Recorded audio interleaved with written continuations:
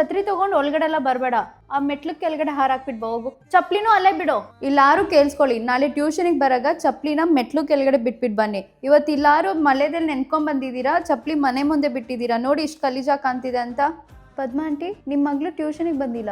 ಓಹ್, ಮಳೆ ಬರ್ತಿದೆ ಅಂತ ಕಳ್ಸಿಲ್ವಾ? ಮನೆ ಪಕ್ಕದಲ್ಲಿ ತಾನೇ ಇರೋದು, ಅವಳ ಕೈಗೆ ಛತ್ರಿ ಕೊಟ್ಟು ಕಳಿಸಿ ಬರಲಿ ಟ್ಯೂಷನ್ಗೆ. ಮತ್ತೆ ಪೋರ್ಷನ್ಸ್ ಕಂಪ್ಲೀಟ್ ಆಗಿಲ್ಲ ಅಂತ ನನ್ನ ಹತ್ರ ಬಂದು ಕಂಪ್ಲೇಂಟ್ ಮಾಡಿಬಿಡಿ ಆಂಟಿ.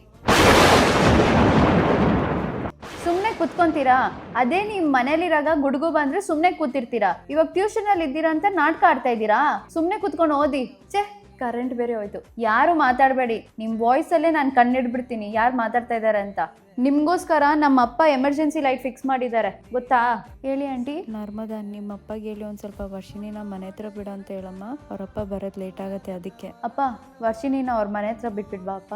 ನಮ್ಮಪ್ಪ ಏನು ಡ್ರೈವರಾ? ಎಲ್ಲಾರನ್ನ ಹೋಗಿ ಡ್ರಾಪ್ ಮಾಡೋಕ್ಕೆ?